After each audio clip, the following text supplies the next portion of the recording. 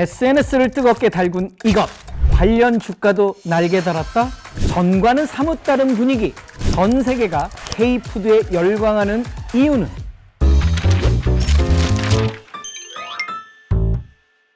안녕하세요. 저는 여러분에게 경제를 알려주는 돈아저씨 최고민수예요.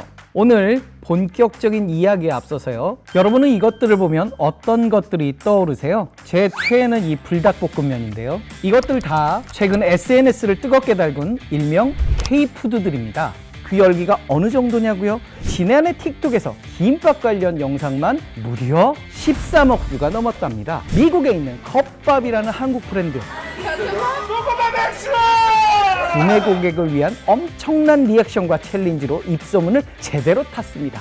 화채, 메로나 꼬북집 같은 다양한 한국 음식에 도전하는 것도 함께 유행하고 있다고 합니다. SNS에서만 화제가 된 것이 아니에요. 한국 음식에 대한 관심이 높아지면서 해외에 있는 한식당의 인기도 덩달아 증가하고 있는 상황인데요. 미식가들의 지침서로 불리는 미쉐린 가이드 아시죠? 미쉐린에서 선정한 스타 한식당이 2010년에는 단 한 개도 없었어요. 그런데 2023년 기준으로 31개나 생겼다고 합니다. 이 중 미식의 격전지라고 불리는 뉴욕에서만 11개가 있다고 해요. 실제로 현지에서 보면요, 한식당을 찾는 사람들 한국 사람이라고 생각하시죠? 아니에요. 현지인들이 대부분이라고 하는 게 특징이기도 합니다. 여러분 이거 보이시나요 지금? 아 나 미치겠다. 아니 김치찌개가 나오는데 된장찌개가 또 나와.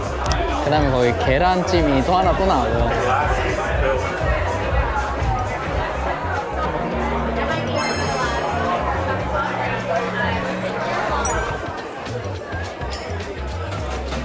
뉴욕타임즈의 유명 평론가가 코리아의 돼지국밥을 먹고 이런 말을 남겼어요. 내가 평생 먹어본 알코올이 들어가지 않은 액체 중에서 이보다 맛있는 건 없다. 우와, 환장하겠는데? 이럴 정도로 돼지국밥의 맛을 이야기했는데요. 이런 열기 덕분에 2022년에는 한식의 산업 가치가 연간 23조 원의 경제적 파급 효과를 가지고 있다는 발표도 있더라고요. 요즘 여의도, 제가 근무하는 곳이죠, 이것 때문에 아주 핫합니다. 사실 식품주는 경기 변동과 관계없이 일정한 실적을 기록하는 경기 방어주로 분류가 되었는데요. 그런데 최근 K푸드가 해외로 시장을 넓혀가면서 식품주가 성장주 못지않은 상승세를 보이고 있기 때문이에요. 그래서 우리 여의도에서 이 식품주를 가지고 있는 자와 식품주가 없는 자들, 이렇게 나누어지고 있다고 해요. 식품 기업들의 수출 실적도 분기마다 경신 중인데요. 우선 전체 농식품의 수출액이 2015년 61억 달러였는데요. 작년엔 91억 달러로 한화로 12조 원을 훌쩍 넘겨가고 있습니다. 작년에 특히 라면과 김의 수출액이 모두 1조 원을 돌파했는데요. 초코파이, 신라면 등 원조 스테디셀러부터 만두, 냉동김밥, 불닭볶음면 등 블록버스터까지 다 터져버렸어. 여기에 삼계탕, 떡볶이, 막걸리, 빙과까지 K푸드의 범주가 한국인들의 일상 음식 전반으로 확대되고 있어요. 역대급 호황기를 맞은 식품 기업들을 좀 살펴보면요, 해외 매출 비중 1위는 삼양식품이었습니다. 삼양의 대표 상품은 뭐니 해도 하우매워 불닭볶음면이죠. 현재 전 세계 100여 개국에서 누적 기준 약 50억 개가 팔린 메가히트 상품이에요. 올해 분기에만 전년 동기 대비 매출이 57%, 영업이익은 무려 235%가 증가했어요. 최근 5년 연속 해외 매출 최대 실적을 경신하고 있는 삼양식품입니다. 2023년엔 전체 매출 중 해외 매출이 약 70%를 차지했습니다. 올해 엔비디아보다 더 오른 주식, 바로 삼양식품. 어마어마합니다. 그렇다면 수출 금액이 가장 많은 곳은 어디일까요? 바로 CJ 제일제당입니다. 지난해 해외 가공식품 매출이 약 5조 3,861억 원이었는데 특히 미국 매출이 눈에 띕니다. 2023년 미국 매출이 2018년보다 10배 이상 증가했거든요. 특히 비비고 만두, 제가 좋아하는 만두인데 2023년 1분기 북미 시장 점유율 48%로 1위라고 하고요. 비비고 만두로만 2020년 해외 매출이 6,700억 원에 이른다고 합니다. 그 외에도 꼬북칩이 있는 오리원, 신라면의 농심, 종가김치를 판매하는 대상도 상승세를 제대로 탔습니다. 잘 안 되는 걸 찾기 어려운 상황이죠. K푸드 이렇게 잘 나가도 되나요? 그렇다면 전 세계가 이 K푸드에 열광하는 이유 뭘까요? 대부분 짐작하셨겠지만요. 가장 먼저 K 콘텐츠의 힘이 컸습니다. K-팝 등 한류 열풍에 더불어 넷플릭스 등 OTT에서 K 콘텐츠가 대박이 났거든요. 영화 기생충에 등장하는 짜파구리, 이상한 변호사 우영우, 여파로 유럽과 미국 등에서 냉동김밥 품귀 현상이 나타나기도 했죠. 젊은 세대를 중심으로 일명 먹방이 유행한 것도 있습니다. 거기에 최근 틱톡 챌린지와 연결되면서 다양한 매운 음식에 도전하는 것, 바이럴 제대로 탄 거죠. 드라마나 K-팝 스타들을 통해 한국 음식에 대해 알게 되고 한국 음식이 힙하고 새롭다는 이미지를 갖게 된 겁니다. 두 번째 이유는 바로 한식의 건강식의 이미지 때문인데요. 한식은 주식과 부식의 구분이 뚜렷하잖아요. 주식인 공유에서 필요한 에너지를 충분히 공급받고 채소, 고기, 생선 같은 다양한 반찬을 부식으로 영양의 균형을 이루고 있는 거죠. 또 발효 음식이 발달했잖아요. 2020년엔 발효시킨 양배추를 주로 먹는 국가가 코로나19 치명률이 낮다는 프랑스 연구팀의 연구 결과가 있었거든요. 우리나라 김치가 면역력을 높이는 건강식품으로 알려지면서 김치를 찾는 사람이 많아졌다는 그런 썰도 있습니다. 세 번째로 현지화 전략을 잘 짠 것도 있습니다.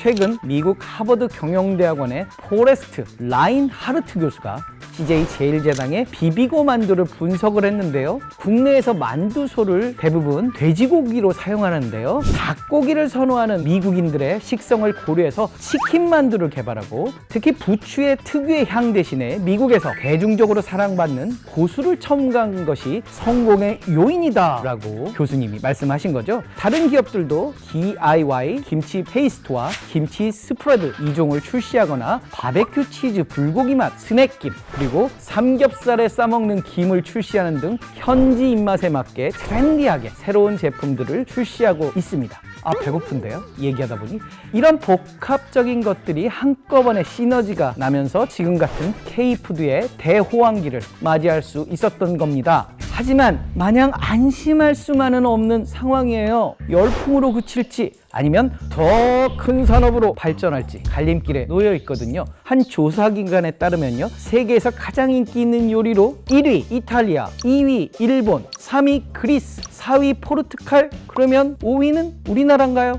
아니에요. 우리나라는 아직 18위예요. 이 말은 즉 아직 주식으로 침투하는 단계까지는 이르지 못했다는 거예요. K푸드가 세계인의 식탁에 오르려면 해결해야 될 몇 가지 숙제가 있습니다. 먼저 식자재를 공급하는 인프라 확대가 필요합니다. 최근 K푸드가 인기가 갑자기 많아지면서 식재료나 식기구 유통이 마비되기도 했는데요. 현재는 K푸드 완제품이나 레시피만 전수하거나 팔 수 있을 뿐 원재료가 되는 국내산 돼지고기나 한우 등 신선육은 미국과 EU 쪽 다수 국가에 수출할 수가 없다고 그래요. 구제효과, 효류독감, 돼지열병 등이 주기적으로 발생해서 세계보건기구 WHO죠. 등급이 낮은 국가로 분류되었기 때문인데요. 한식 레스토랑의 경우 40여 년 한인 이민사와 함께 발전하면서 질적인 운영 시스템은 발전했지만 아직 양적인 식자재 유통 시스템은 구축하지 못한 것도 있다고 해요. 또 K푸드라는 브랜드를 제대로 만들어야 합니다. 일본 음식에는 사시미, 사케, 돈가스, 이탈리아 음식에는 파스타, 라자냐, 젤라또, 이름만 들어도 아는 유명한 음식들이 있잖아요. 그런데 우리는 코리안 치킨, 코리안 바베큐 등 정확한 이름이 없이 유행해 왔어요. 세계 지적재산권 기구에 이름으로 등재된 식품도 단지 8개 뿐입니다. 심지어 김치, 불고기, 비빔밥을 제외한 5가지는 지난 2022년에 새로 추가된 거죠. 마지막으로 지적재산권 이슈를 해결해야 하는데요. 중국의 한글 그대로 사나이라는 브랜드명을 사용하는 회사가 있어요. 판매하는 제품을 보면요, 불닭볶음면을 그대로 표절을 했어요. 닭을 형상화한 캐릭터가 불을 뿜는 그림까지 똑같죠? 일본에서는요, 최대 라면 기업인 니신 식품에서 상품의 컨셉트뿐만 아니라 포장지의 색상과 한글 표기까지 따라해서 소비자에게 큰 혼란을 주는 방법을 썼어요. 태국 등 동남아 국가에서는 한국의 과일맛 소주의 디자인과 브랜드명을 따라한 주류 제품을 흔하게 발견할 수 있는데요. 한국 제품처럼 보이기 위해서 상품 외관에 한글을 삽입한 것은 기본이고요. 소주를 상징하는 초록색 병의 로고까지 비슷하다고 합니다. 사실 K푸드가 그동안은 정부 주도의 산업이었다면 현재의 열풍은 소비자들이 직접 찾는 소비자 주도 트렌드로 바뀌어가고 있는데요. 가장 한국적인 것이 가장 세계적이다라는 말이 있잖아요. K푸드가 해외에서는 새롭게 커져가는 신성장 산업인 만큼 이번 기회에 자리를 한번 잘 잡아서 더 널리 알려졌으면 좋겠습니다. 오늘 저의 이야기는 여기까지입니다. 여러분은 어떠셨나요?